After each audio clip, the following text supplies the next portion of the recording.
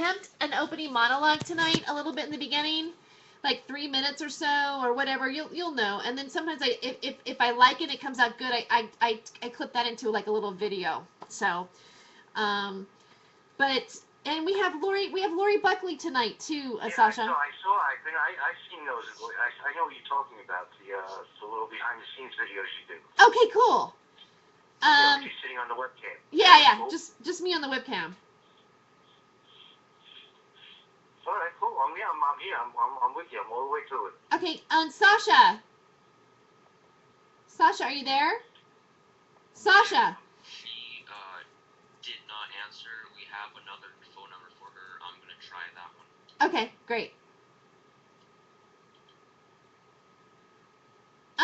We could maybe. I mean, it's weird because she's online, or she was online a minute ago. If you have information in Skype, just drop it in. I can accept it. Hello. Oh, hey, there you are. We're getting ready to go. Beautiful. All right. All right, should be just about 30 seconds. Okay. Oh, did you test to see if we can hear the music? Oh, we can. Great.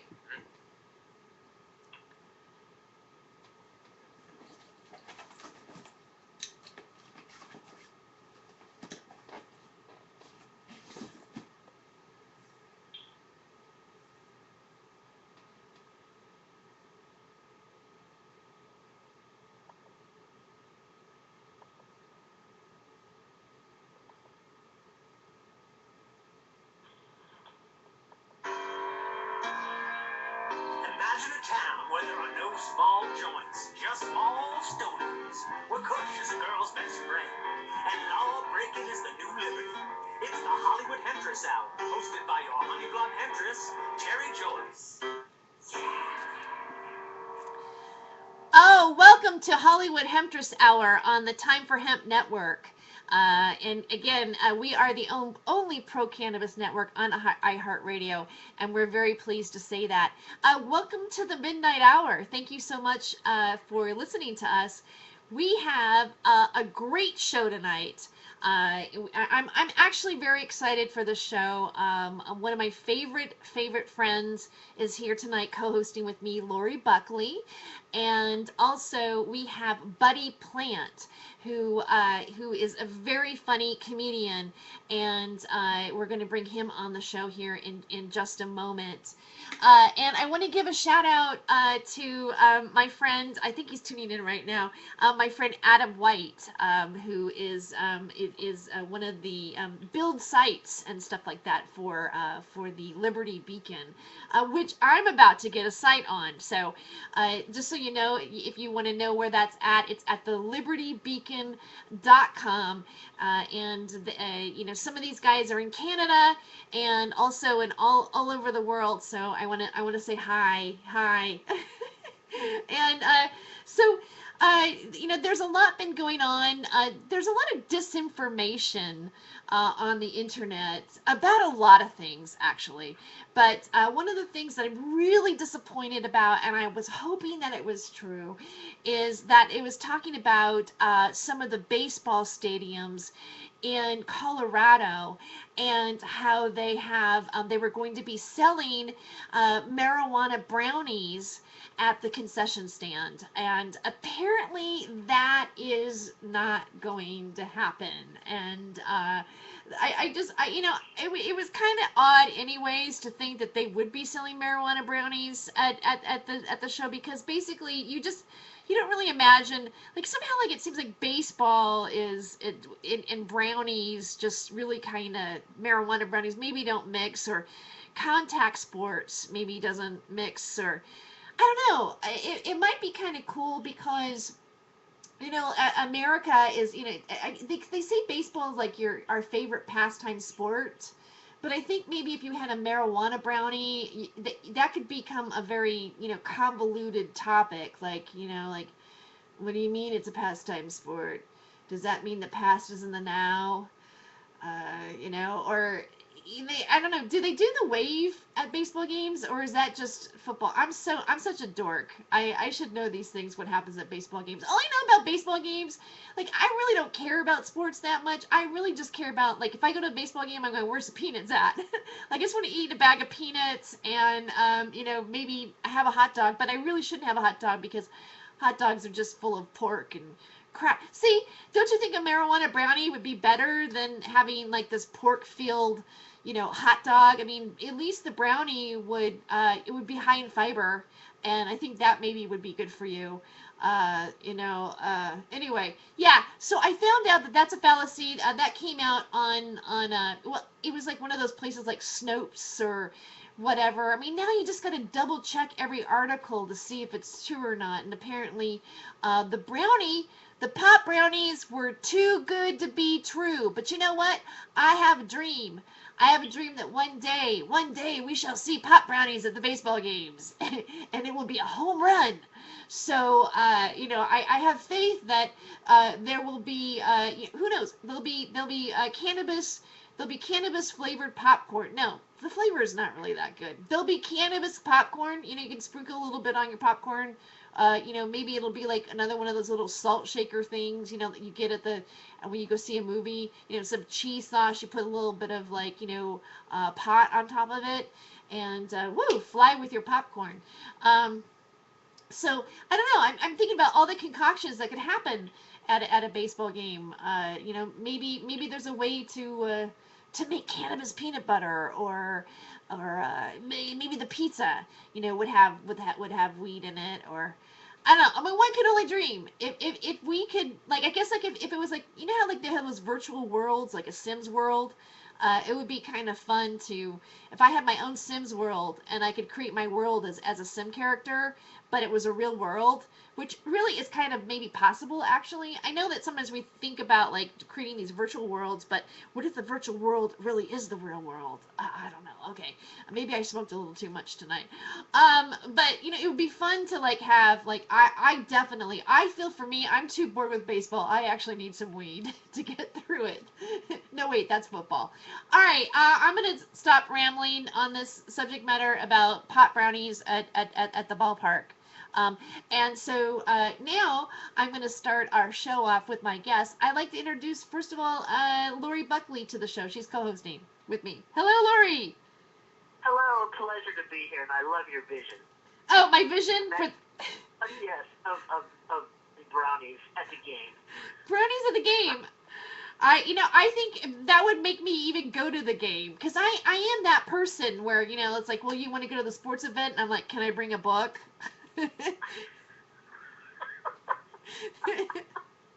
Who's going? Is there anybody cool going? That's about it for me. What?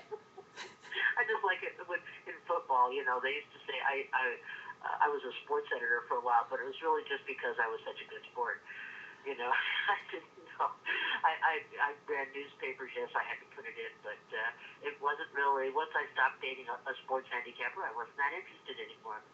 I'm more into artistic, creative, functioning things, but I understand it. I understand it. Yeah, but you did a sports show, and so you must have been. I mean, you have to be somewhat of an expert at something to do it, right? I mean, you had to know your stuff. You become an expert when you hire the right two guys.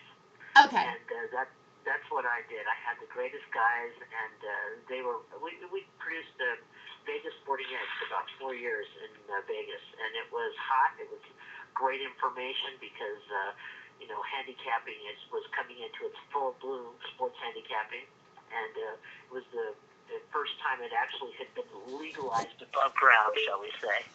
And so, I picked the right two guys, and we had our moment, and it was fascinating just to dwell in it, to be around the people they interviewed, because Vegas is such the epicenter of entertainment, and sports betting really came into its own at that time. So it was I promoted both the newspaper and the radio show together, because when they say you're the first one to the island, be the utilities. So it worked really good for promotions. Well, I love. Well, no, I don't. I don't. I try to like sports, Lori. I do. I can pretend pretty well. I get it. I get into the enthusiasm of other people's excitement for it. I feel like how like they have those people who can't relate or can't have feel other people's emotions and stuff like that. That's kind of how I feel like, and so they do rehearsed responses to fit into society. That's kind of how I feel about like football. I'm like, oh yay, yay. Well, I really love basketball. I like watching it. I do enjoy it. I don't watch it all the time, but I am a Laker fan. When they were, having their successful moments, now they're reinventing themselves. But it was it's an exciting game. It's right now. It moves all the time. And so I have enjoyed it, yes, it's true. There's something about that b-ball that gets you going, and it's fun to play, too. Yeah. Well, for some reason I like hockey. I do enjoy hockey. Um, I don't know why either. It just seems fun. And it's got an energy to it. Maybe that's why I like it. So, and my uncles used to play hockey too, so I kind of, went and saw them play. And I guess like when you grow up a little bit with a sport, it kind of sticks with you slightly. Um, I was a cheerleader one year in high school. 1 year in high school, but it was kind of embarrassing because it was kind of like I was ostracized by the other cheerleaders. It was sort of like, how did the drama girl get on the cheerleader squad? And because they can smell that you're different. You might be able to try to pretend like you're like them, but you're not really like them. So, and I actually, I was in a body cast the same year that was a cheerleader because I had scoliosis and I had a back operation. So yeah, that was that. Is that even worse? I mean, I'm in a body cast the same year that I'm a cheerleader, and it was really sad because I always had to be the T, and You love pushing the envelope. right. I mean, as if high school isn't painful enough, right? Yeah. I'm like, fine, I'm cool. No, I'm still a dork. All right, here I am. I'm a dork who opened the door for me, and there's no way out anymore. So, but that's okay because when you're a dork in high school, you're cool as a grown up, and that's what I'm counting on. Someday. Right. Someday my prince will come, and That's right. well, at this point he doesn't really have to be a prince. No, He could just be a small. He could just be a man with an average penis, but as long as he has a heart of gold, I'm happy. So there you go, people. Cheers, Odele. And so I want to also invite our special guest tonight, and I'm super excited to have him on. And I just really love what he's doing with his online media. And one thing about this particular movement, and also online radio, online shows, YouTube, all those kind of things, is that people are so clever with getting the truth out there. And I think there's so many different ways to do it to make it entertaining and informative and exciting. And I feel that this entertainer is really on the cutting edge of that. And I'd like to welcome Buddy Plant to the show. Welcome, Buddy. Thank you, Jerry. Hi, Lori. Hi, Jerry. I'm having a great evening tonight, and I really appreciate you Great. guys having me on. How's everybody tonight? We're doing great. Wonderful. A pleasure to meet you. Thank you very much. You guys are talking about sports, and I don't really go for too many sports. I just wanted to chime in with that. But I do like boxing. I like those low impact sports. Not too fast, not too slow. Get a little weed in there, a little fresh air. It's really good that way. Yeah. I like it. Well, I wonder what it would be like in the day to just, how like when you go to a rock concert, you smell the waft of weed, or there's certain events. Now, some musical concerts you don't smell it that much. Like I went to Liza Minnelli, and I didn't really smell a waft of weed at the Liza Minnelli concert, except maybe me, but I had that in my little soda drink. But I wonder if that's going to happen eventually. Probably not. I just can't think the NFL would, or any of those ESPN or anything like that. They'd just be able to.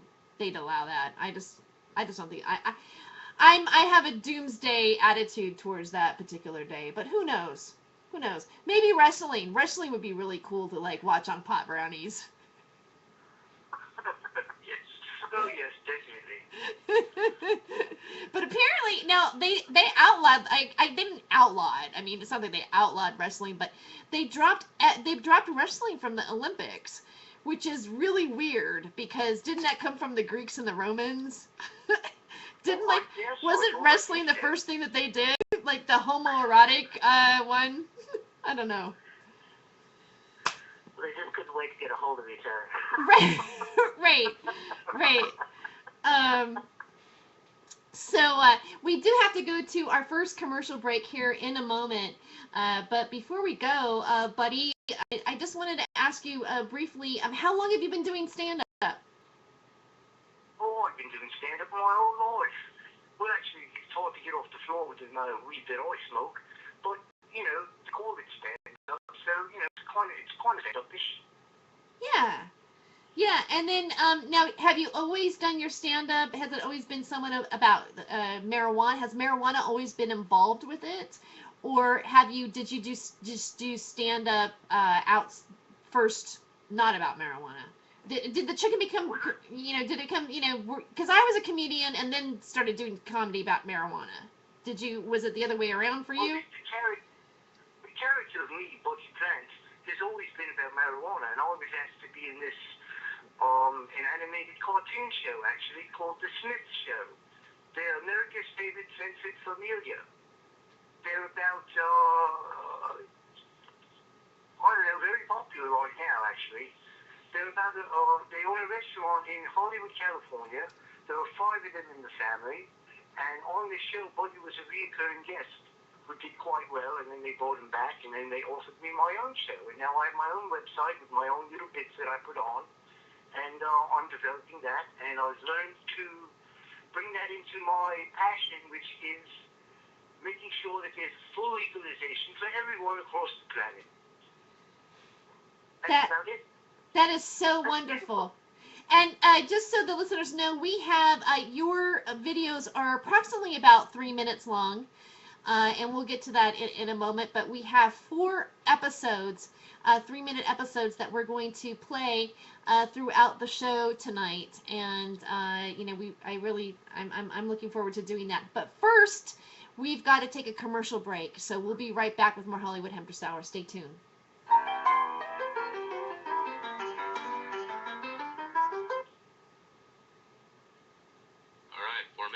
Okay. So. You're so cute. You're so sweet. So spontaneous. You are very good. I just want you to know you're very good behind that microphone. I've got to tell you. Well, thank you. I'm getting better at it. Live radio is it's definitely different. It's got its own flow to it. It's almost like flying without a net. Yes, I could agree with that. But stand-up's kind of like that too, I think. Well, you're such a gracious person, and you love conversation, and it's wonderful to be able to talk about your day and to just be spontaneous, and you do it really well. So it's a pleasure to listen to you. It really is. Oh, thank you. Absolutely. And you're up to speed at night. That helps too, Oh, yeah. That's right. It was weird. Very hard time slot. I've closed a lot of places at this time. Oh, yeah, so have I. I figured it's better for me to do a show than be hanging out in a bar. Well, yes, those people are really, really involved. It's a whole other thing, that comedy circuit thing. I try to stay away from that now. Yeah, I still do it.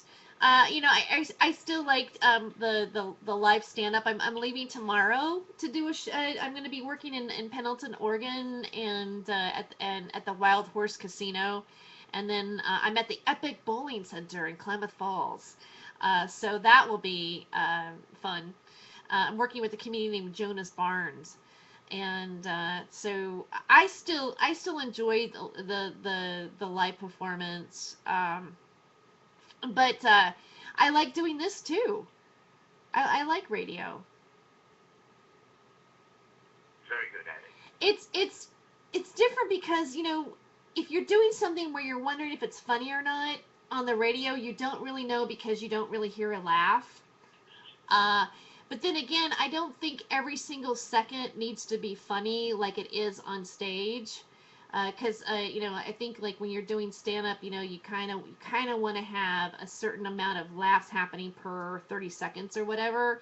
And then if you want to trail into a larger subject, like where you can go for a while. If you've got them hooked, then you can take them on a story and then go in and like not necessarily be funny at every moment, but then like eventually you have to have a payoff and then hit it again a little bit.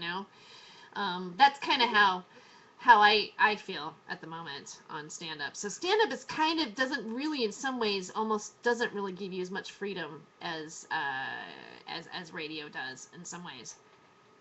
Well, the beauty of radio too is that you're in their mind, and they can look with their eyes and be doing other things and still be listening to you and with you. And so, because you're planting thoughts, you're giving conversation, you're taking them on a little trip into something else that's interesting to them, and they can keep doing what they're doing. And that's what I think is the beauty of radio. You can crawl in their heads. I prefer radio. I prefer radio any time over anything. I love it. I prefer it over TV. I love to hear people. It's great. I think that your videos are now are you buddy are your videos on YouTube as well? No, I don't deal with YouTube anymore. Why Too not? many people protest because too many people protest this kind of stuff, and all of a sudden they kick you off YouTube or whatever. I have my own website now. Nobody can kick me down anymore. That's it. People come in traffic right there to see me. I don't put any commercials on. I don't have any sponsors right now. I just do my thing. Get the message out. People come there now. I'm getting a little overwhelmed with the traffic. They're trying to bump me up and make me pay more money now, but but you'll fight them off, no problem. Okay. I love your artwork. It's beautiful. I just was checking out your site for a moment so I could look at your work, and it's beautiful the way you're using the art. And I love your little self and all the little drawings. It's very cool. And is Buddy Platt really your real name? No, I'm an actor, but I can't get that information out right now. I just have to give you. I told you. I just love it though. I think I thought of it. I go, oh, he's got the name for his reality, which is beautiful. Buddy, Beautiful. But he was a cannabis. I'm not really an advocate. Most people out there are cannabis advocates. I'm a cannabis emissary. I'm not here to advocate anything. I'm here to usher in the new age of cannabis. That's all.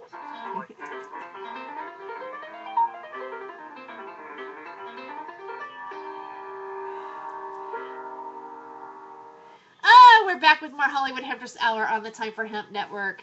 Thank you for being tuned in at this midnight hour. There is Lori Buckley with me. She is co-hosting. She is a radio show personality and just satirist, comedian, all around wonderful woman. And you've been on the show a few times, and so you're back on tonight. And so thank you very much for being here. I also have Buddy Plant, who is a stand-up comedian, and he does several episodes. And your episodes they're perfect, Buddy, because now I went to a writer's boot camp thing. It was done in LA, and they had a couple girls who had hit.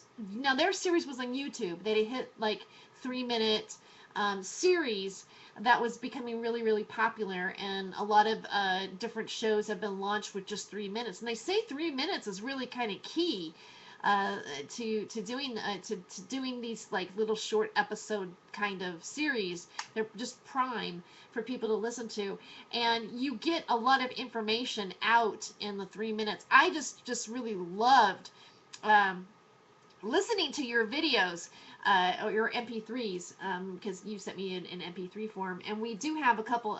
We have 4 MP3s. We have 4 episodes of Buddy Plant to listen to tonight, and I wanted to bring one of them, the first one up. I'm trying to think of which one I'd like to have go first. Let's start with episode 1. Episode 1 is Buddy Radio, and this one is titled "Make It Illegal." Made it illegal, and this one, and what I liked about this one is you very cleverly and interestingly go through the the whole story of how cannabis became illegal. I actually did a video recently where I was, talking about I'm a cannabis conspiracy theorist, and I said, the difference between that is instead of wearing a tin hat, I actually smoke bud out of a tin can, preferably Mountain Dew, and so that qualifies me as being a cannabis conspiracy theorist. But I drew in the story of some of what went on back in 1937, where I made mention of the Rockefellers and J.P. Morgan and all those other characters that seem to be cropping up everywhere where things seem shitty. And I noticed that you also through your character, through you being Buddy Plant, and you're co-host on that show. Who's your co-host on that show? Is it Cyber something or? His name is Cy Burnett. He's my little sidekick. Cybernet. He's a cute little soaked around little ball. He floats around like a little bouncing ball kind of thing. His name is Cy Burnett. Cybernet. So yes, you have Cybernet with you, and it's just really lovely. So Sasha, is it possible for us to go ahead and play that first episode? Buddy Radio. Welcome to Buddy Radio. I'm your tour guide and host, Buddy Plant. And I'm Cy Burnett. Cy, can you lend me $10? Oh, yeah, right, buddy. That's alright, you can owe me the other 2. I ain't even Robin and only robbed from the rich because the poor had nothing. Buddy Radio. There's a lot of misinformation going around the interworld about how cannabis got illegal in the first place. Dispel the rumors, buddy. Don't mind if I do. In 1913, Henry Ford made his first assembly line, to make his Model T cars. Man, they're old, but they're so cool. At the time, Mr. Ford was trying to experiment with all types of alternative fuels. Really? So he didn't want to use gasoline? No, it wasn't about using gas, Cy. It was about control and not having to use outside companies to make his parts. Oh, the almighty dollar. What Mr. Ford found in cannabis was not only that it was an efficient fuel, but its extracts could be made to actually make the parts for the automobile. Talk about winning the lottery. So what happened? Like I always say, Cy, just follow the money. Buddy Radio.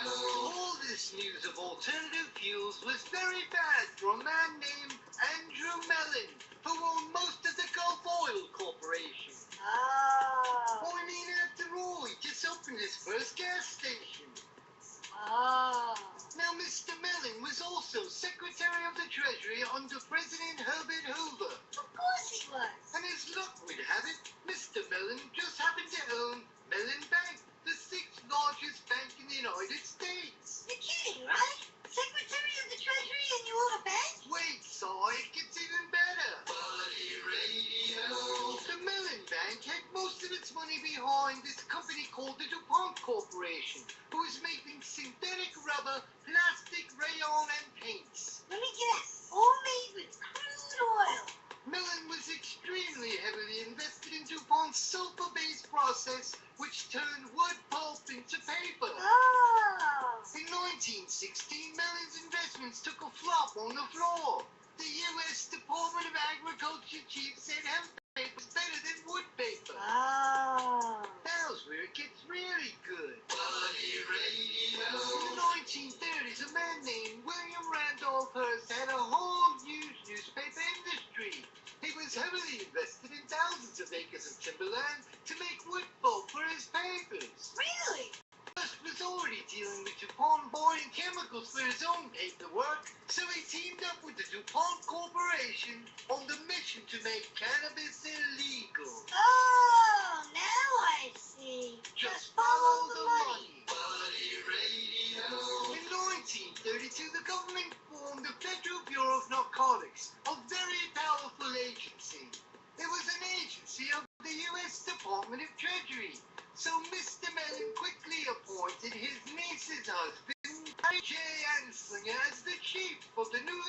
Consolidated Agency. Oh my God! Talk about nepotism. Mr. Anslinger now quickly testified before Congress with little ditties like, and I quote, marijuana is the most violence-causing drug in the history of mankind. You kidding? Most marijuana smokers are Negroes, Hispanics, Filipinos, and entertainers. Well, the entertainers, they kind of got a point there. Their satanic music, jazz and swing results from marijuana usage. Oh my God! Reefer Madness! Body radio! And then came the new laws with Chief Anslinger driving that train. Oh, best. At the same time, Hearst was using his newspapers for a smear campaign on cannabis. Oh, man. They decided to replace the word cannabis with the word marijuana because it sounded much more sinister. Well, it does sound more sinister than cannabis. First, they put a tax stamp on the sale of it. They called it the Marijuana Tax Act of 1937. Mr. Anslinger disguised this tax act as some kind of revenue-generating law, when in fact it was just a plain criminalization of cannabis. Oh my God. Pure douchebaggery at its finest. Body radio. But you know, somewhere along the way, the pharmaceutical companies scheduled it as a Schedule 1 drug. You know, because it's the worst of the worst. Then a little bit of flexing its muscle on the United States port, and it's international. Marijuana is illegal. Look out. Here comes the cop. So fast forward to today, the full legalization is on its way. It's happening so fast, your head will spin. So much history right here, right now. Light up. And if you want to know why, just follow the money. Body radio. Oh, that's great. That was fabulous. Yeah, it's just really, really good, buddy. Thank you. Well, thank you. I appreciate that, Terry. Yes. It's wonderful that you give the history lesson because it was very accurate, and I love the characterization. It's very cool, and you know, because my dad was a hipster, and he was kind of involved. They talk about him as being someone who contributed to the movement because in the 50s he'd have to roll a tube in his nutsack. I love that. Because they knew. Every time you say that, Lori, that cracks me up. Okay. Well, I mean, it's just the funniest place. And then they'd smoke it later, you know. And but it was just the whole deal that they knew he'd be carrying, so they were getting ready to hassle him. Absolutely. He put it where no man had gone before. Those damn entertainers, that's what it is. Right. Yes, it is. Wait, Have you ever heard of Lord Buckley? Oh, yes. Oh, yes. Are you kidding? That man broke ground in so many ways. I loved his English royalty routine. It was great. Oh, thank you so much. Well, I said it was a princess born into a royal court that existed only amongst those who agreed to do so. But he loved marijuana, loved it, and was definitely an advocate, and had used great humor with it also. I have a question. This is when you say, I have to go back to the nutsack for a second. So when was it just one joint at a time in the nutsack, or did he have multiple joints in the nutsack? You know, we may never know, but when you hear about one, there's likely to be two. And I'm guessing that it was very powerful, perhaps, you know, enough to wipe out a small group in a moment of joy. Did he we tell? never gave it a name in the house, never said what it was. I'd come home from school, and the air would smell beautiful, and people were giggling and happy and talking and sharing their thoughts. And we never gave it a name. It just was. Did he tell people, you know, that before he lit it up, that he go, I took this one out of my nutsack, just so you know? I mean, You know, it may not have bothered them at all. they're like, cool, he's so famous, it's his nutsack. They're like, oh, this one was near his Well, who knew nutsack. it was a special place for storage.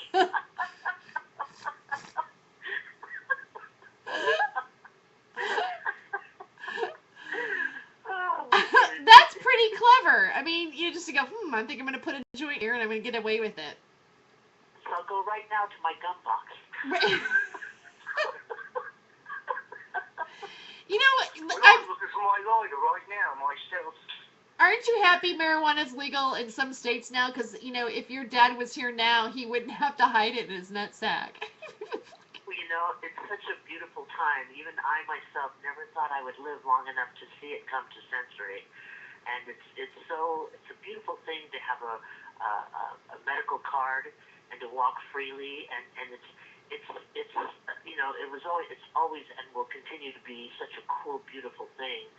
And it's just so amazing to me now that it's bursting out, it's coming out of its prison, and it's available to people, and they're talking with some sense instead of such destructive behaviors that people have experienced for the last 50 years. It's such a beautiful time, and I'm hoping, you know, I was really wishing for decriminalization and not for legalization, because, of course, you know, Philip Morris is waiting over in some acreage up north, waiting to pull out its 50-year-old names that it had when it had the vision years ago, and I hope that it always remains in the hands of everyone. Oh, I do too. I really do. I have to agree with that. I definitely have to agree with that 100%. You know, there has to be some kind of rules and regulations, but we can't get carried away with it. We always let these people run all over us, and in this time, I'm trying to get the cannabis community to understand that it's time to really come together and make the rules that really work for us, not for everybody else. I totally agree. I've often wondered, you know, it's so wonderful to live in California. I mean, they square up in a few places, but mostly they have the vision. And I thought, why have not the greatest, most brilliant minds come together to write the book of the What's Up, and to give us a launching pad of which to contain sanity and beauty, and to be able to share it in the elegance of what it is, without the little greedy hands getting in the mix and distorting it for their own pleasure, because it really belongs to the people. Right. Definitely right. Definitely right. Definitely right. I've got to tell you, I've got to say one thing. I think Lord Buckley would find it very, very funny that he can go down to Melrose Avenue, go stop the puff off for $35, take this medical marijuana card, and then go to a dispensary. I think he'd love it. I think wow, this is unbelievable right now. He'd be holding court in every beautiful distribution area. You know, when they had made it illegal, Dad loved to just go up and blow it in the cop's face because they didn't know what it was. He took supreme pleasure. Oh, yes, in enjoying himself. Oh, I love that. I wish I could just see it.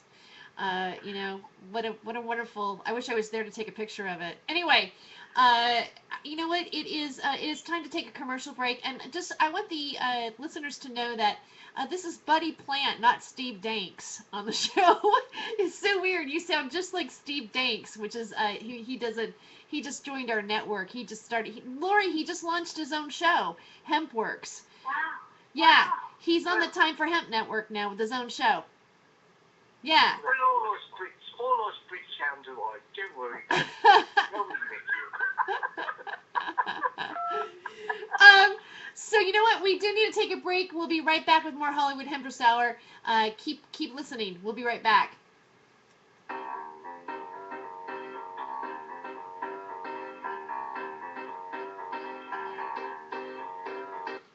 right, about 4 minutes. Okay, cool. Wow, buddy, I love that you do your site, that you do it for the beauty of doing it. And I love that you know, it's so important that people, my slogan is the only thing the truth lacks in this world is a sponsor. You know, and you become your own sponsor, and, you know, you can just put out what you want and say what you want, and I think that's fabulous. I'm also a part-time animator. And so, like, anything I put out, sometimes it gets censored. You know, people don't like exactly what I'm saying. So I just find a way that nobody can bother me then, you know. But with that comes also lack of sponsorship and things like that. But that's all right, because that's not really what it's about. What it's about is to get this thing legalized once and for all. Get people out of jail. It's ridiculous out there. absolutely true. And stomping the ground and standing up for, I say it often as I can because we've done a terrible thing. We took a beautiful substance and we punished people for it. I met a gentleman who knew my dad in the 50s when Dad was working in El Rancho, and he did 6 years for one doob in Nevada prison. I couldn't believe it. And he would never. Can you imagine losing 6 years of your life because somebody got greedy along the way a long time ago, and they just continued it all the way down the line and lied to everybody? Did anybody see Sanjay Gupta today? Did anybody happen to read what that Sanjay Gupta said today, Dr. Sanjay Gupta? He said, I'm not running away. People, I guess they cornered him and they asked him if he was backtracking on his statements about marijuana. And he said, no, I'm not backtracking about anything. I'm doubling down on the marijuana thing. Because he knows now that it's curing cannabis, it's curing all kinds of diseases, and all they've done is completely lie to us through the years. Here we are now. Finally, the veil has been lifted. It's true. Oh, Dad did Jonah in the whale, He said it was the Lord spoke to Jonah and told him to go to the great green vine and to abscond it and to roll of it. and then his courage would return. And I never knew it until I was about 23 years old that it was about pot because we never gave it a name. I'm sitting there. So really, I love that. It was so beautiful, and when he smokes the stash, the whale can feel it inside, and he goes, "What are you doing?" He goes, "What is a fish?"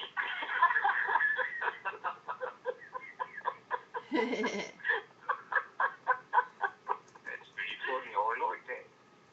It's so beautiful, and to think I was in this amazing life, but raised as a hipster princess, my son calls it, but actually the whole scene, they kept it so beautifully to themselves that it was never an issue.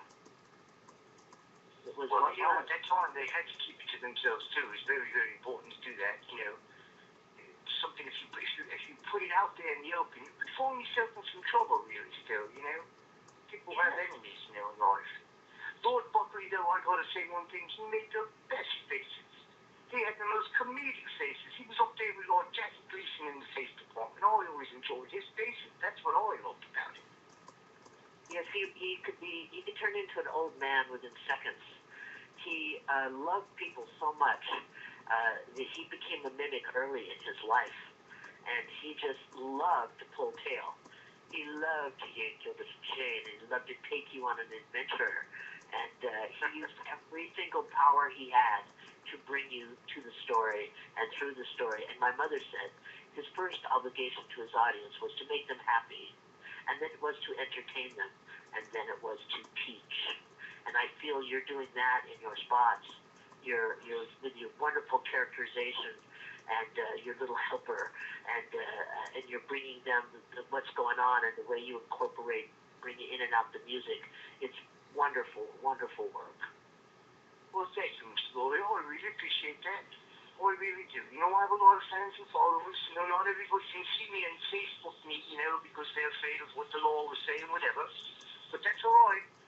That's all right because, now they're coming out because Colorado, finally came through and...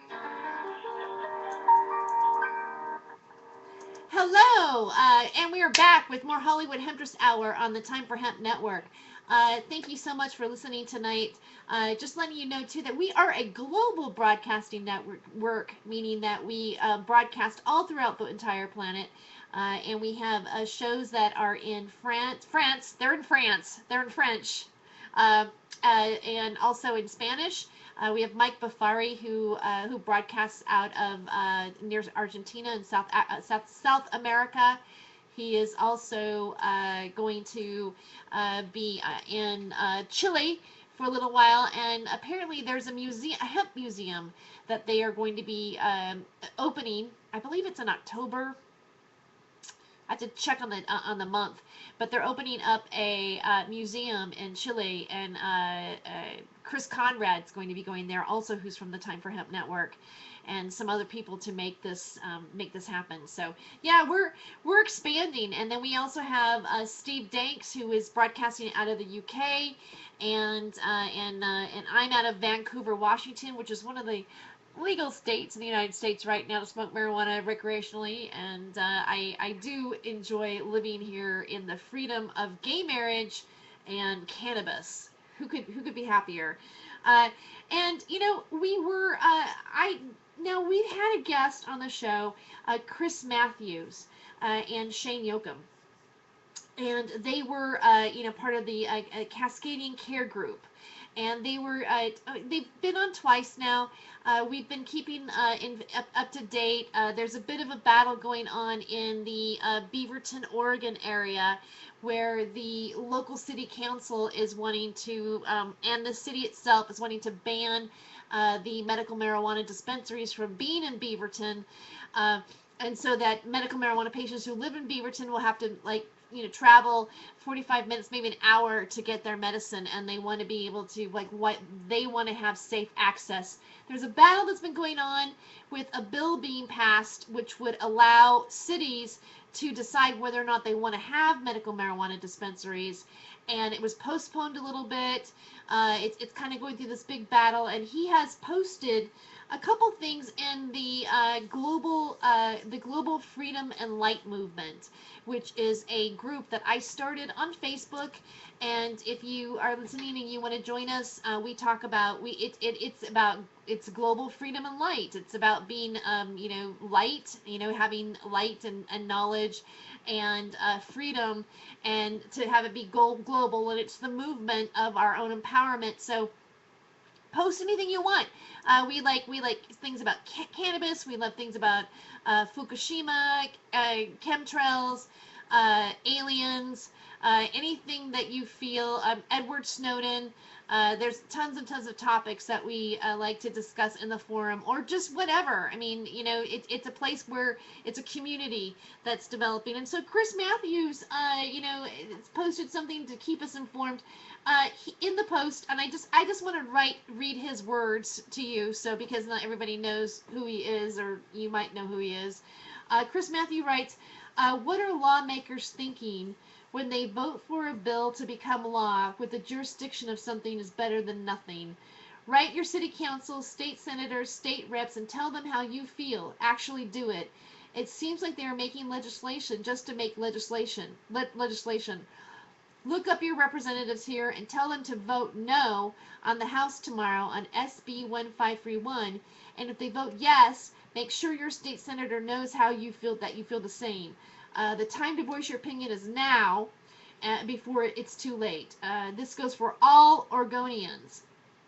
The article that he posts here, I'm going to click onto it in just a moment. It is in the Oregonian. It says you can find your representatives through that bill, and this post, and if you go to gov.oregonlive.com, you can find out who your representatives are, and also track the bill as well. There's a link. You can also go to the Global Illumination Council. I'm sorry, that's the wrong site. I'm in another group called the Global Illumination Council. I'm in a lot of groups. Global Freedom and Light Movement. But I do want to give a shout out to the Global Illumination Council and Dr. Bernard Alvarez with the GIC.org. So, hello. Yeah, we've got the Oregon State Legislature. It looks like there's Senator Herman. Oh, Jesus. Why can't people have better names than that? Herman Bartschiger Jr. I'm sure I bastardized that. There's also Senator Alan Bates, Senator Lee Byer, Senator Brian Boquist. The list goes on. There's tons of senators. There's plenty of senators in Oregon for everyone to call and not have this. If you care, because let me tell you something, California has been battling it. This is kind of the first things that I've heard. This is going on in Oregon, but California has been dealing with this with Riverside and Long Beach and Eagle Rock. Pasadena, California, we've gone through the gamut of keeping our medical marijuana dispensaries open. And we want to make sure that if we voted for this, whatever state you live in, if you went to the polls and you voted for medical marijuana to be accessible to those who need it, and then we've got to make sure that we protect our vote. So go out and call your senator. Those who are in Oregon, call your senator and make a difference. And I want to thank Chris Matthews for sending that information in to me tonight. So I'm giving a shout out to Chris Matthews. Good work, guys. Chris Matthews and Shane Hokum. Yoakum. Chris Matthews. Yay. So right now we have Lori Buckley and Buddy Plant with us. And, Lori, just so the listeners know on this show, I know we've talked about your father, but can you just give us a little bit of a brief on, so the listeners know who exactly your father was and a little bit of a background on him? All right. Well, his lordship was from Northern California, born in a little town called Tuolumne, and he's more famous now, of course, for his amazing hipsterism. He was part of we call him the king of the beatniks, and he was part of that new movement that felt there was a new place, a new way of thinking. Part of the people from after World War II that wanted to see things be differently and think differently, and he was a free thinker. He loved to teach. He loved to talk. He had talked about Gandhi, called him the hip gan, and it's what did the Gettysburg Address in hip, where all cats and kitties, red, white, or blue, are created level in front, which means from the beginning. And he felt that the language of the jazz musician of the 20s, of the beautiful swing era of the 40s, and that quick, snappy, beautiful momentum of conversation. He took the translations of Shakespeare, Edgar Allan Poe, and he put it into hip talk. And when he did Mark Antony's oration, he said, hipsters, and finger poppin' daddies, knock me your nose. I come here to bury Caesar, not to hip you to him, because the bad jazz that the cat blows lives long after he's cut out. So people went, whoa. They sold him under the counter in the 50s with Red Fox. Now, Lord Buckley didn't use profanity, but he said the Naz instead of the Nazarene. Well, that got him some heat. But he loved people. He believed in the power of love, and he believed that all ladies and gentlemen were lords and ladies. If you went to his concert, if you met him in the grocery store, if you saw him along the way, he would give you a title, lords, ladies, princesses. The Duke was always the guy who had the money.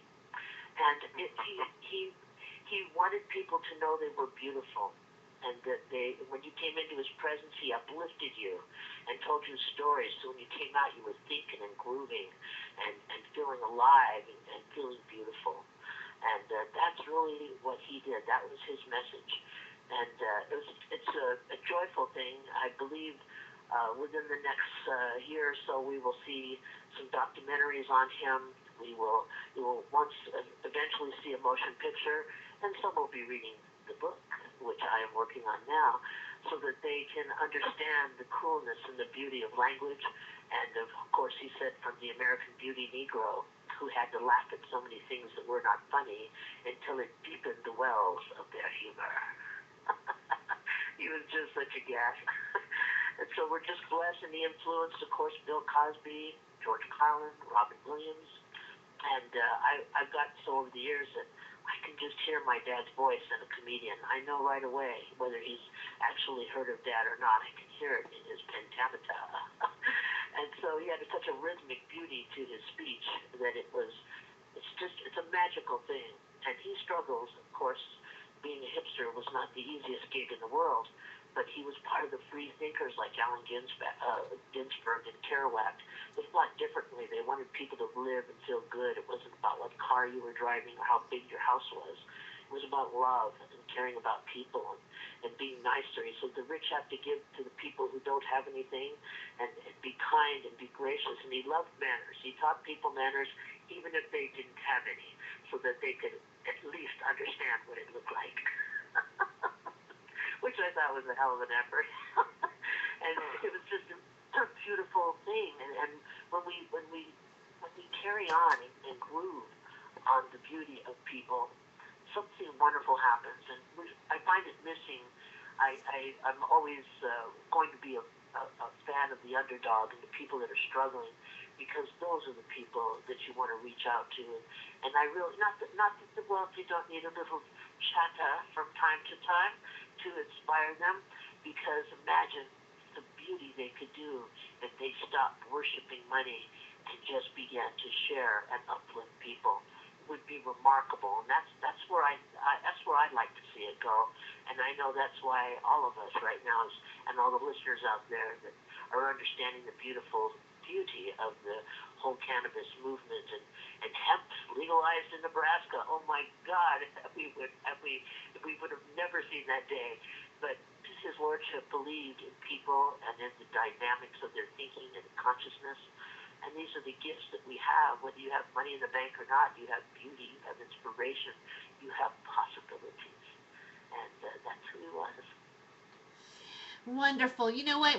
Gosh, I don't know where the hour went, but we are already done with our first hour of Hollywood Hemptress Hour, which is actually 2 hours.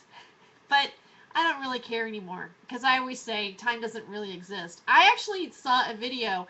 It was about Saturn, and how we have there's a certain Saturn cult that has permeated our society, and that it's Saturn, basically also Saturn, Satan. The whole time theory was imposed through Saturn, and the symbol of the Grim Reaper, that they needed to decide how to measure time and to basically enslave humanity, so time actually exists. I kind of like that theory. Let's just get rid of it. All right, but we do have to take a commercial break, because it is time for that. And then we'll be, and we are on the Time for Hemp Network. So we'll be right back with more Hollywood Hemptress Hour in just a moment. All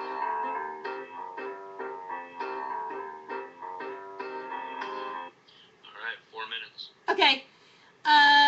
Cool.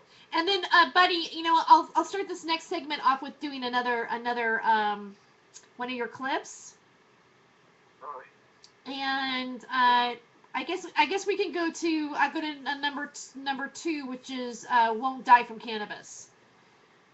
Okay, great, yeah. Okay. And I appreciate that. no problem. And then we want to make sure that we get as many like plug your site. So I'll make sure that we mention that after this break too as well. Okay, great. Yeah, I appreciate that very much. Miss Laurie, I just want to say that he was absolutely brilliant. There's brilliant, and then there was absolutely brilliant. And Lord Buckley was in the absolutely brilliant category.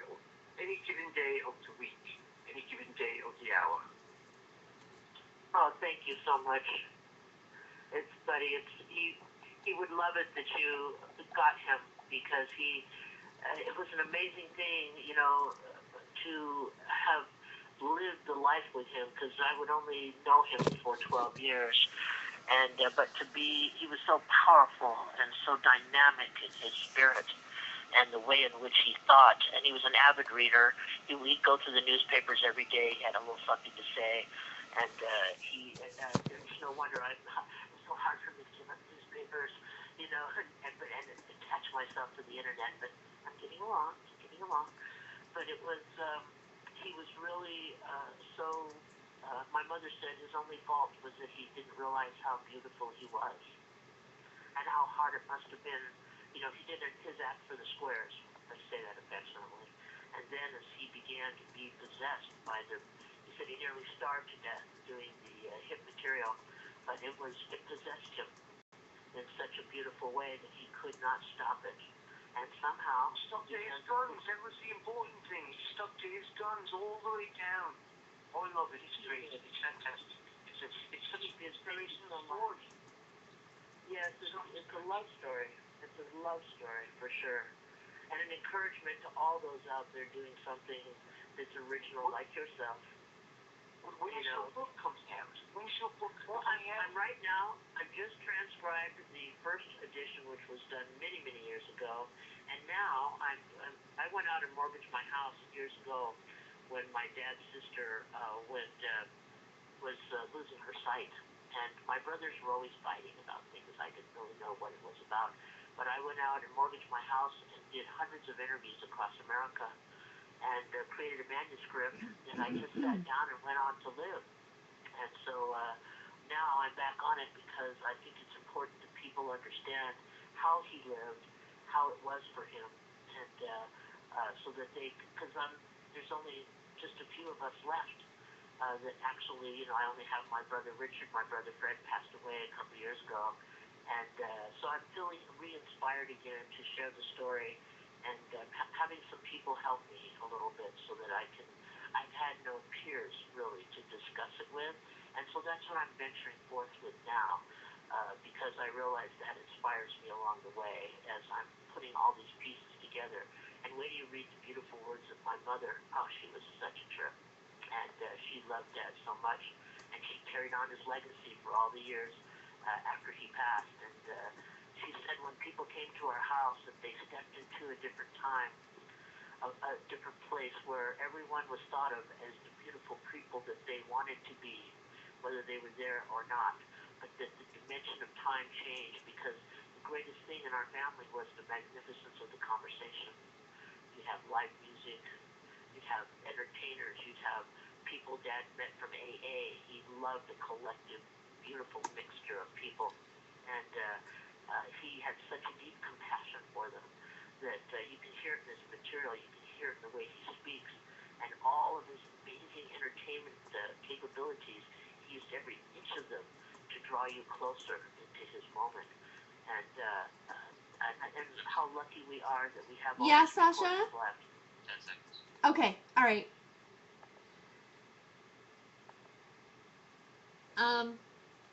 I love it. That's why I'm filming during the show, because there's so much that happens between.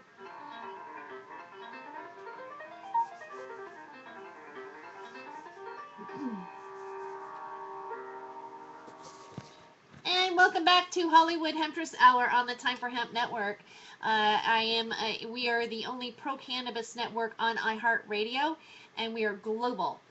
So please do support us by going to our website and making a donation, because we definitely could use some help, and we are new, so we officially launched in October.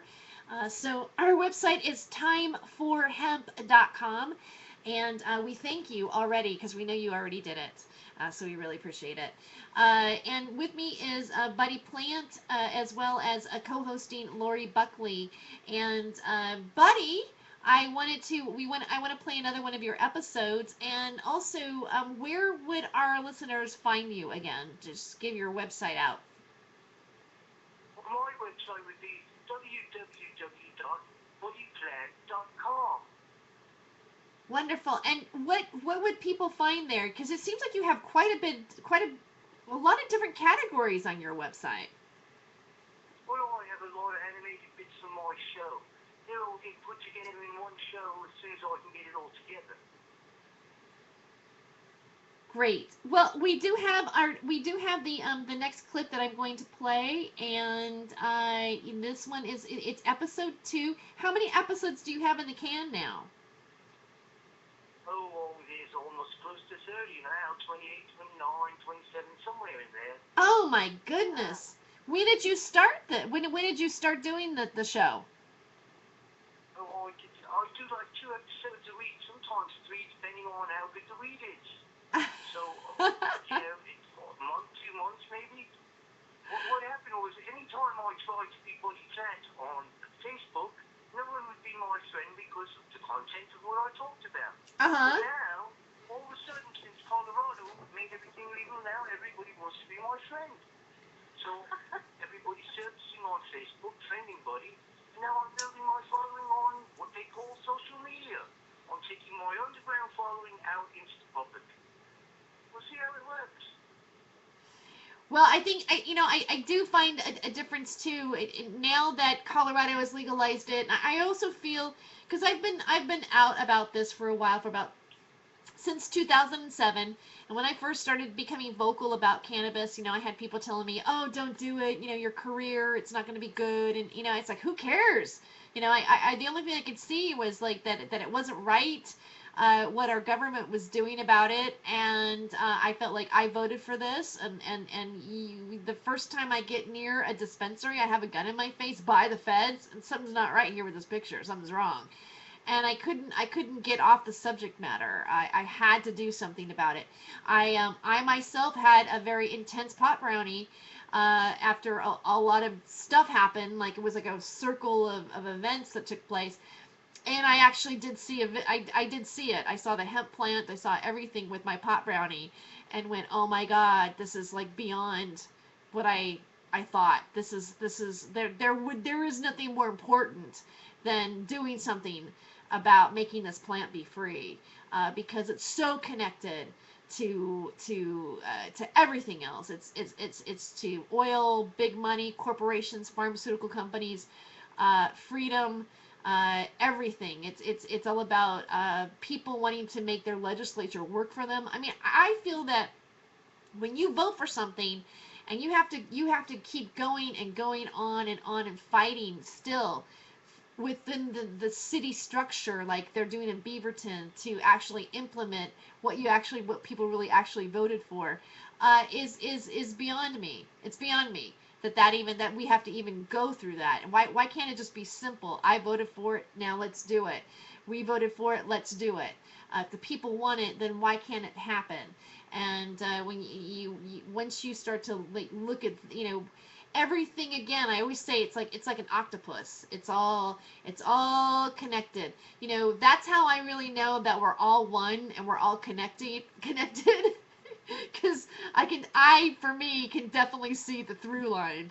Even if you see the connection that frustrates you in a bad way, you can really still see that we're connected, and some of it isn't good. We got to do something about it. So I'm gonna go to my soapbox now and play your song. I'm not your song, but your episode. This one is titled "Won't Die from Cannabis." So go ahead and play that. Welcome to Buddy Radio. I'm your host who was born double jointed, And truck dogs love. Buddy Bland, and my cute flying ball sidekick, Cy Burnett. Are you feeling alright, buddy? What do you mean? What do you mean, what do I mean? You never once introduced me before. Alright, stop. Take it back. Buddy Radio. So that's it? No opening joke as usual? No, not today, Cy. Today's no laughing matter. Well, what's wrong, buddy? Well, I'm a little peeved at the fact that there are all these fake stories circulating the internet regarding people dying from cannabis. What? I never heard of such a thing. Well, let's set it straight for the record once and for all. You will not die from cannabis, but you can die from the munchies. Buddy Radio. Well, I guess you can if you think about it. What do you mean? Well, I mean, like if someone took the whole stalk of the plant and, they like kind of jammed it all the way down your throat. Oh my god, where you going with that? Well, I guess you're right, because it really wouldn't be death by cannabis. It'd still be like choking to death. Where was I? Oh yeah, the internet. Yeah, I saw one of those stories on the internet. It said the woman took one hit of weed and died. I'd like to try that. Buddy Radio. Now look, it's not like there aren't going to be any deaths by cannabis, but they won't be from cannabis itself. Those deaths will be from not controlling yourself and abusing it, just like everything else, like alcohol, like prescription drugs, like candy bars, like celebrity stars. Celebrity stars? Why, yes, celebrity stars. The internet going here. Don't you keep up with the Kardashians? No, I can't afford cable. The point is, if you overuse something, it's not that something's fault. It's your fault for overusing it. If you're higher than a kite and you get behind the wheel, you're a Buddy Radio. Well, that is a pretty good point. So now that I've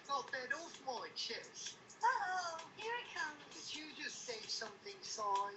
So what's the moral of the story again? The moral of the story is that scientists say you would have to smoke 1,500 pounds of cannabis in 15 minutes to induce a lethal response. Is there anybody who can do that? I can only think of a couple of people in the world who can do that. Maybe even exceed that limit at one time or another. That would be Cheech and Chong, and they're still alive and kicking. Hell yeah! So don't let anybody BS you about the subject. Just say, buy me 1,500 pounds of cannabis and we'll see if it comes true. See? I knew it was coming. It's a win-win-win-win all the way around. Buddy Radio. All right, that was another episode of Buddy Radio. I just love them. It kind of reminds me a little bit of like something that would go when you're Saturday morning between HR. I don't know. This is how old I am. I remember HR Puff and stuff. you know, we have like kid shows. It's got that feeling. Buddy Radio. You know, it's like Buddy. I'm not saying it right, but Well, I you know. do have a complete following of Wake and Bake people. Definitely. They follow me every morning. Yeah, it's definitely got that Schoolhouse Rock kind of feel to it. Absolutely, it does. You're breaking through the shadows. You're putting the sunshine in where the darkness has been, and it's such a wonderful time to make these changes. Yeah, I do think it's a wonderful time. I don't know. I wonder if we will see a time where you would be part of the little interstitial that happens on kid programming. Probably not. Maybe I'm just having some wishful. You never know because like it's. I don't think so. I don't think they're ever going to put body on something like that. I don't know. Maybe one day. You know, I think they should be teaching these kids in school about all this from the beginning anyway. We need a whole new way of programming children.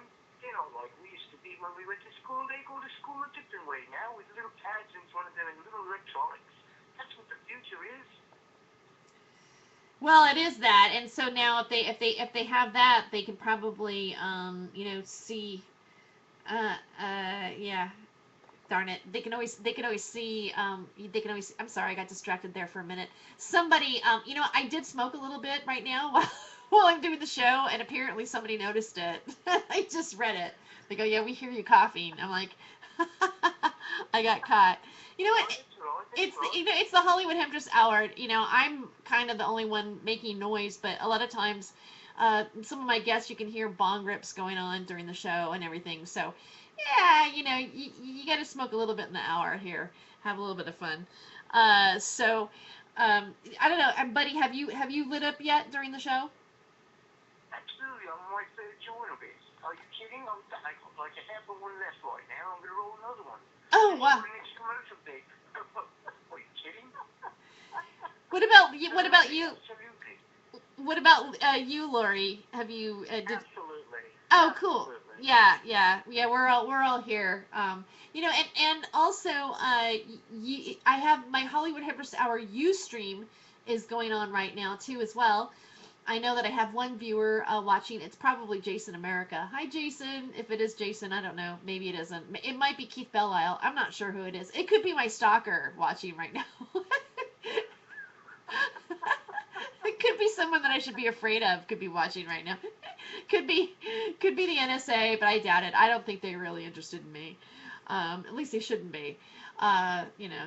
So what I love about when Reefer Madness goes through its reasons of why they should make marijuana illegal, and it goes through like, and it's the Mexicans, and the minorities and the black people. The black people think that when they smoke weed, they think they're as good as a white man when they smoke weed. It's like, really? Of course they do. That's what happens when you smoke weed. And then they threw in and the entertainers. I'm like, oh wow, did they rip on and the entertainers are smoking it. The entertainers. You goddamn right. What? The part that got me, the entertainer part, was the one that got me right in the heart. I couldn't believe they pinpointed someone like me and you. Oh my God. Right.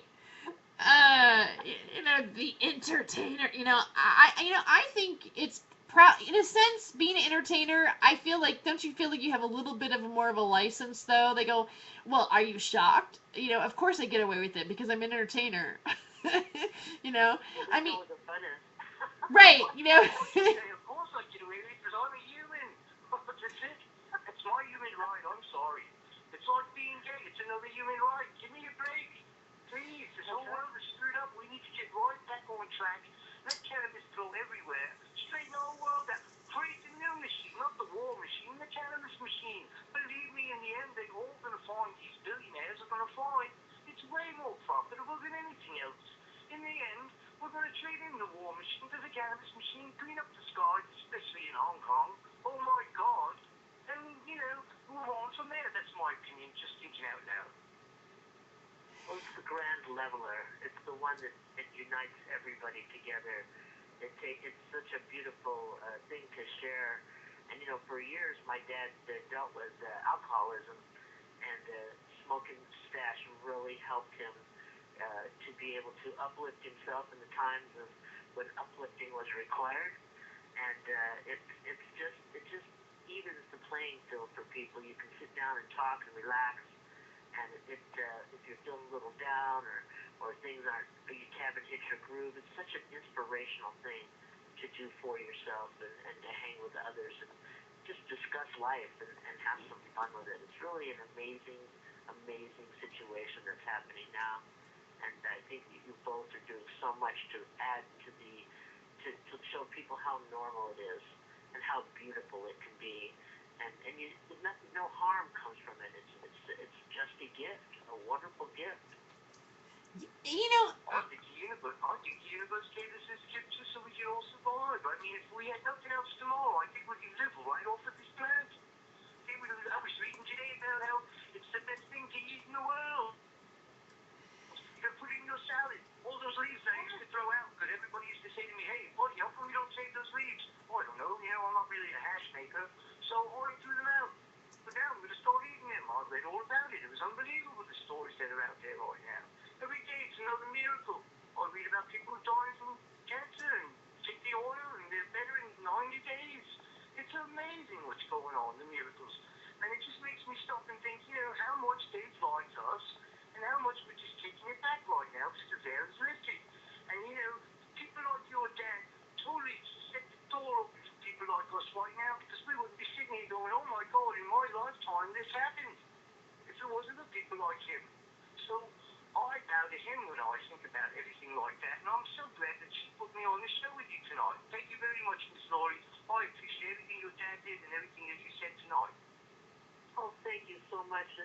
It's a thrill to meet you and to experience what you're doing, because you're right about having to explain the history, because people just don't understand it so much. But the very points you're bringing out, and the fact that you can take a shot at it and bring in the humor, my dad would have loved every bit of it, because that's what he was doing too. And these are the times when we have to speak these truths, when we have to forgive the people. Imagine, you look at the police for so many years. It was so easy to bust pot people and to twist them and imprison them and mock them for something beautiful. And now we get to have a chance to forgive them for what, because they're always stuck between the politicians and the truth. And hope that maybe instead of having bars, maybe they'll go out and take some tokes and kill themselves, which I know they do. Well, one of the things that marijuana did for me was, as a comedian, you get into that lifestyle of having drinks. The audience pays them for you, buys them while you're on stage. It's getting tighter now, but it used to be like you might get a couple drink tickets. People buy you drinks after the show, and you just get into this rhythm. And I'm really glad, since I started to smoke weed or use cannabis, that I hardly drink at all now. I mean, I just sometimes I have a glass of wine or whatever, but I feel it's much more healthier. I feel better. I'm much more productive. I mean, I was having issues a little bit. I'd get up, I'd feel hungover, etc. Half your day's gone. It's a downward slope. and I feel much healthier, using cannabis. And there might be a day where, I mean, I'm of the advocate that there might be a day where I go, you know what, I'm done smoking this, and that's okay too. Maybe it just healed me so much that I don't need, I'm perfectly fine, just as I am. But then again, I think there's always that nice time where you go, I feel like smoking a joint now. I'm gonna go smoke a joint and look at nature and feel connected and meditate and write and do something. Getting the mindset that I feel that cannabis lets me go into, I really enjoy, and I feel that that's one of the benefits of the plant. Maybe that's the reason why it exists. So on that, we do need to take a commercial break. We'll be right back with more Hollywood Hempress Hour and with more Lori Buckley and Buddy Plant. So stay tuned. All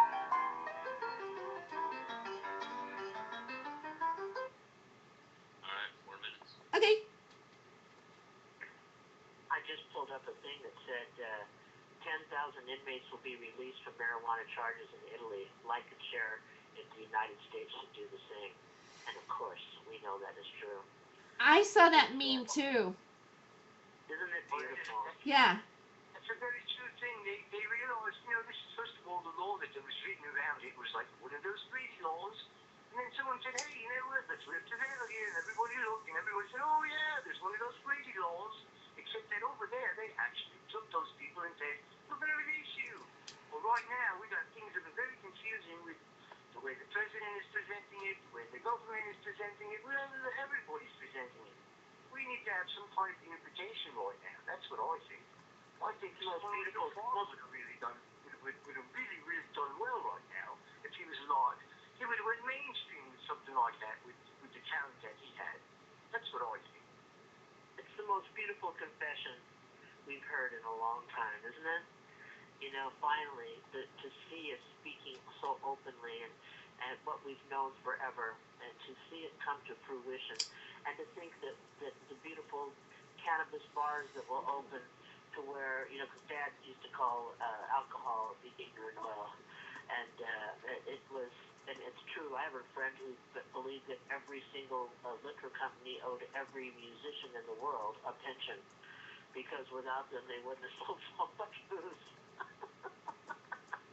And to live in a time now where we don't have to, because I know just what you're saying, Terry, when you go out and you're, it's alcohol's there.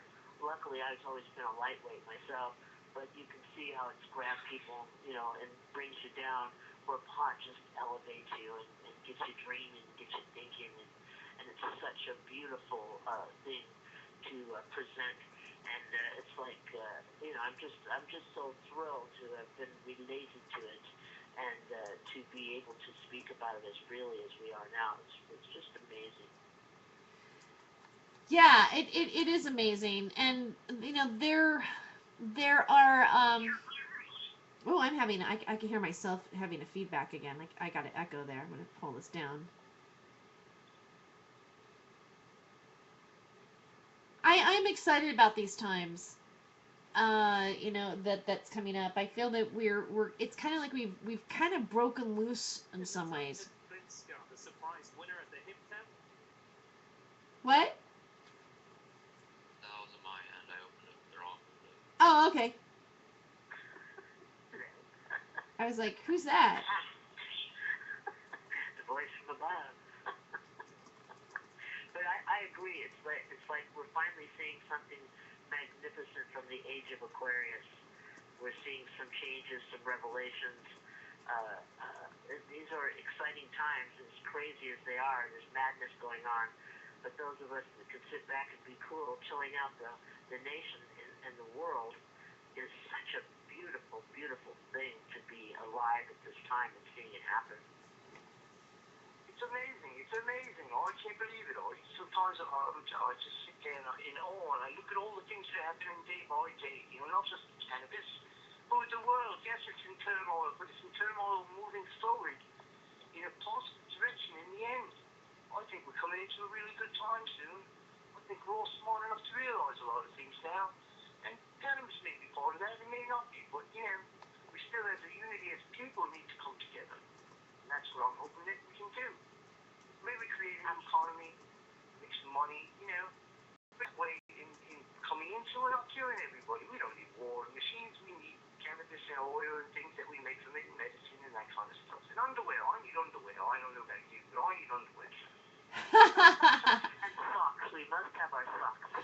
Underwear and socks are important.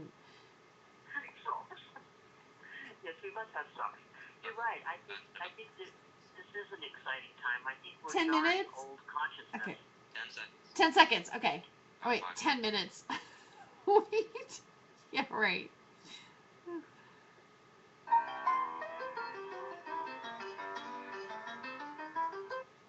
All right, we're back with more Hollywood Hemptress Hour, and you are listening to the Time for Hemp Network on iHeartRadio. And with me is Lori Buckley and also Buddy Plant. And so I want to thank them both for being here tonight.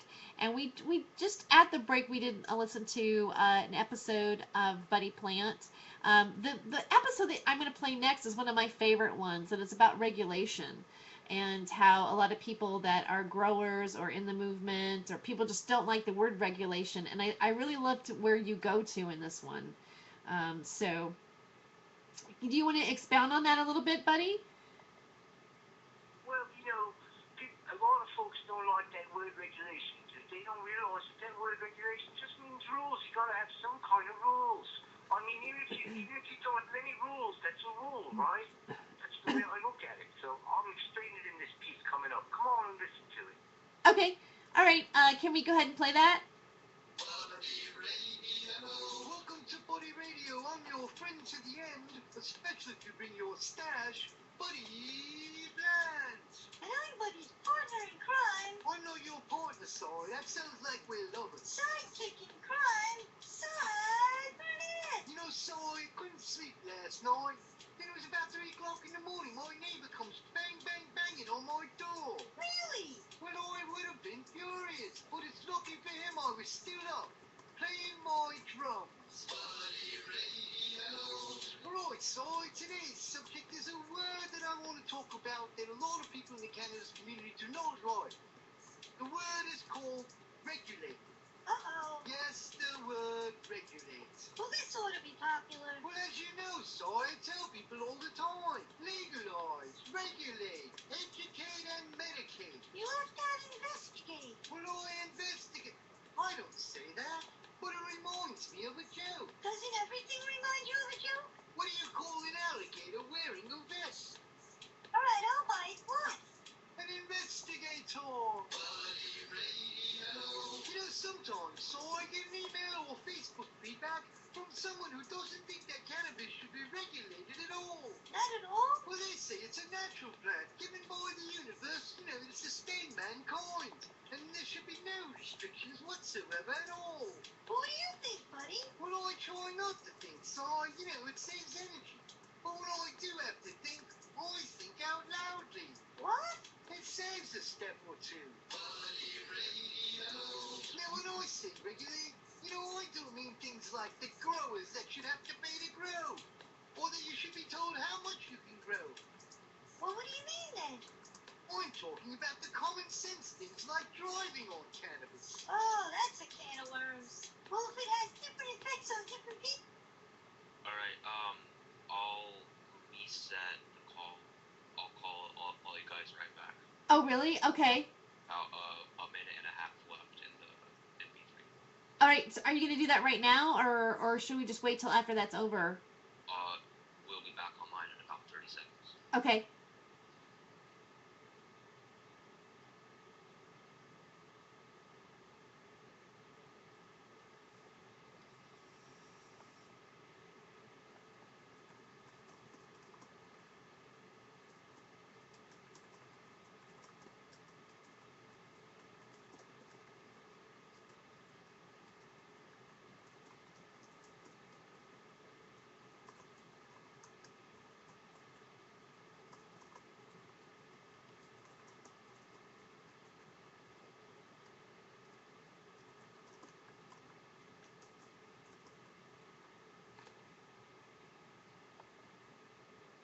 Hello?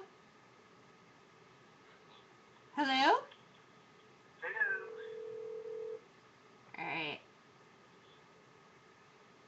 Hello? Hello. Okay, we're all here. Beautiful. Okay. Great. I think we'll be all right. know we'll be all right. Yep.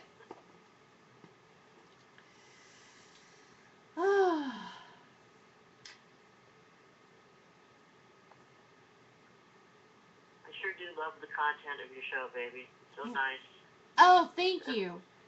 I love exercising the freedom, and you know, it took a lot of courage for you to make your move, but you really, you know, you give other people confidence to be themselves. It's a wonderful thing. Oh, we're back. We're back with. We are actually live right now, and I think some people actually maybe heard what you just said, Lori. You were listening to the. They feel the same way. We are listening. You were listening to the Time for Hemp Network, obviously, because you're tuned in here. So I'm pretty sure you found your way here. And this is Hollywood Hemptress Hour, and I have Buddy Plant and Lori Buckley with me tonight. You know, the last video that you played, I really loved the way you took it into going into driving. Are you there? Oh, yes. Yes. Yes, I'm here. Oh, yes, driving's a very, very important issue. I mean, you know, some people can drive better than others, and, you know, I know people who can smoke a ton of weed and then get behind the wheel and drive fine, and then I know other people who smoke one little tiny bit and crash the car. So where does it leave us? I don't know. I don't know how do you test that. How do you know, we're coming up to a lot of big problems once we get into the cannabis thing. But, you know, I'm sure we'll get over those problems, but we have to find a way through them, too, because, you know, we have to be realistic. There are going to be some problems, and there are going to be people who screw things up for other people like me and you. Yeah, you know, I don't think that marijuana affects your coordination or your, you know, your double vision or your vision the way alcohol does.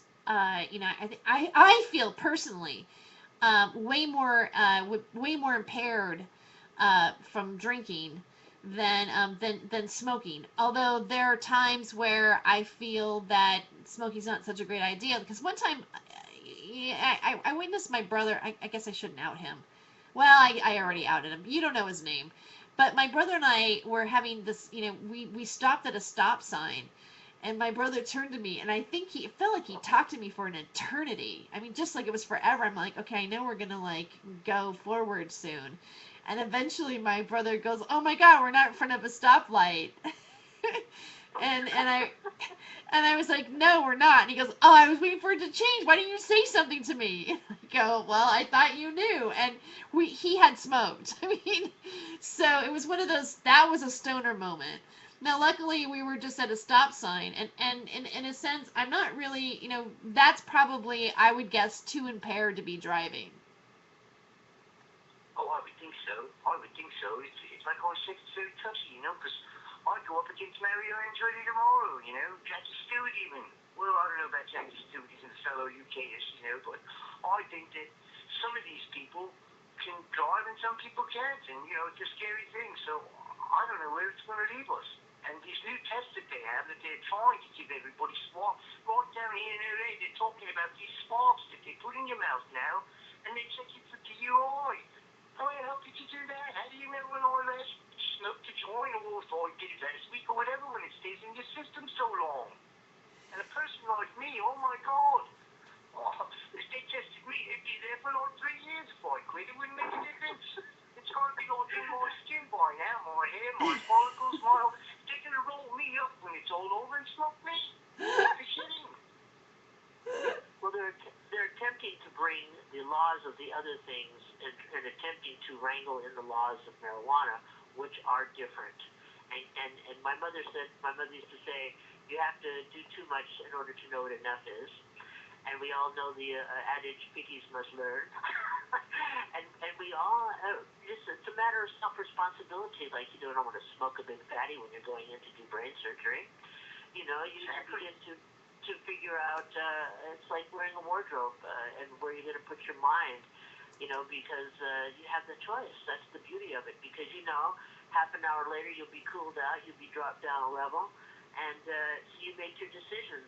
Sometimes it's a 1 or 2 toke moment, sometimes it's a blaze, you know, and that's the beauty of it. It's not going to hurt you. It may alter your representation from time to time, but it's I feel responsible for myself, that I would never want to hurt anyone else, and that I want to be very careful. And so it's like looking out for old people when you're driving. You just got to be cool, and you got to know where you're at and where you're not at. You know, that's the beauty of it. Well, you know, my thinking is like we always feel like we're going to leave it up to everybody. And in that kind of situation, I think we need a little education early on. We need to teach people. You know, we can't leave it up to everybody's parents who aren't really going to tell these kids the real truth. And if we teach them early on, this is how you be responsible. They'll be responsible. That's the way I feel about it all. It's so true, and that should be one of your. If you haven't written it already, that would be a lovely dissertation, because that is the greatest thing you can do with your kids, is when they're ready to be able to hip them to what's up and what's not, and how to function in the world with the scene. Because I hadn't had a chance for my dad to give me the chat on between the squares and the hipsters, and so I went out into the world being gracious, which was not difficult to everyone, but also over trusting and not quite understanding what was out there. But luckily, I was a quick study. And but it's I think that's the real gift, is the what's up, and that's I always like to be available, and I'm sure both of you are the same way, to those who come to us, because they can speak to us about all things, and we're not judging, we're just loving and helping and wanting to be there for people. And that's the beauty, actually, of the whole movement. Is I learned years ago to give up judgments, because it blocks the flow of love. And when I'm honored, when people can come to me and trust me that I will be there for them, and that my heart is open to them, and you know, that's the good that comes with love and peace and great marijuana. It's all there. Absolutely, raising your self up. You know, I just said that we do have to take a commercial break here for a moment, but I had my friend who is in my own personal chat line mentioned something kind of interesting. He said starters need a smoker symbol on the car. Learning how to smoke LS after a year, it should be IS, and after 2 years, the car should be labeled GS, guaranteed safe. Smoke is guaranteed. That's great. All right, and on that note, we need to take a break, and we'll be right back with more Hollywood Hemptress Hour, and I think our final and fourth episode of the bloody the Bloody Plant show. Bloody hell. We'll be right back. When it's 4 o'clock in the morning, that's what my friends tell me when I won't shut up. I know. So Sasha, are you there? Yeah. Okay, I'm going to go ahead and take a commercial break. Okay, cool.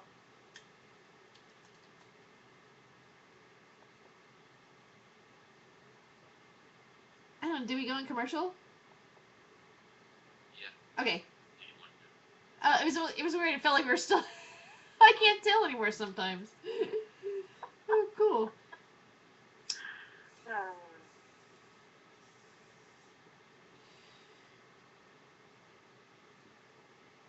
What are the commercials saying is what I want to know. Yeah, huh? I don't know. Do you want to listen to them? You want to listen to our commercials? I'd like to just hear 1 or 2. Sasha, can we hear some of the commercials? He might have went to the restroom. No, he's probably tied up. It's all right. Right. He's like, oh great, 4 minutes. Yeah, can we hear him?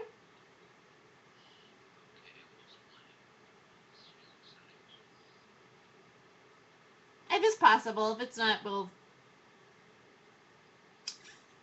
Oh, well, that's all right. They've been getting quite the compliments tonight, the commercials. I had this... Apparently my friend just thinks it's hilarious. So... Oh, we had to be... Okay, we're going to call us back? Okay.